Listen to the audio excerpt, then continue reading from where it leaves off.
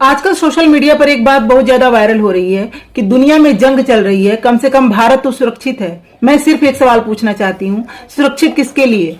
हाँ, हमारे ऊपर मिसाइलें नहीं गिर रही हैं, लेकिन क्या सुरक्षा का मतलब सिर्फ सीमा पर शांति होना है? अगर एक बच्ची अपनी माँ की गोद में सुरक्षित नहीं है, तो क्या हम सच में सुरक्षित हैं? हर दिन हमारे भारत में 2 से 3 घंटों के अंदर 3 से 4 महिलाओं के साथ रेप हो रहा है। दलितों के खिलाफ 150 से ज्यादा मामले रोज दर्ज हो रहे हैं। हर दिन बच्चे गायब हो रहे हैं, इस देश से महिलाएं गायब हो रही हैं। ये सिर्फ दर्ज मामले हैं। जो मामले दर्ज नहीं हो पाते हैं उनकी संख्या पता नहीं कितनी है। हमारे देश का युवा नौकरी की तलाश में दर दर भटक रहा है, न उसके पास रोजगार की निश्चितता है। किस तरह की सुरक्षा की हम बात कर रहे हैं? आज कई लोग यह भी महसूस करते हैं कि कानूनी या प्रशासनिक कार्रवाई के बीच उनके घर, रोजगार या संपत्ति पर अनिश्चितता मंडरा रही है।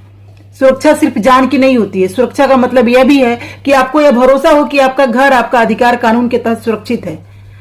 हमारे देश में बड़ी संख्या में जो मजदूर हैं वो असंगठित क्षेत्रों में काम करते हैं, यानी कि दिहाड़ी मजदूर हैं। उनको तो ये भी ठिकाना नहीं कि कल उनका चूल्हा जलेगा कि नहीं, क्योंकि उनके पास न तो निश्चित वेतन है, न ही भविष्य की कोई गारंटी। सुरक्षा का मतलब सिर्फ यह नहीं है कि बाहर से कोई हमला नहीं हो रहा। सुरक्षा का मतलब है कि एक महिला इस देश में बिना डर के जी सके, एक दलित परिवार समानता के साथ जी सके, एक बच्चा बिना खतरे के इस देश में बड़ा हो सके, एक युवा बिना निराशा के आगे बढ़ सके, और एक मजदूर बिना शोषण के काम कर सके। अगर रोज 85 से ज्यादा रेप दर्ज हो रहे हैं, अगर हर रोज दलितों के खिलाफ इतने सारे केसेज हो रहे हैं, तो किस बात की हम सुरक्षा की बात कर रहे हैं? सुरक्षा तो तब होगी जब देश का हर नागरिक अपने आप को सुरक्षित महसूस करेगा।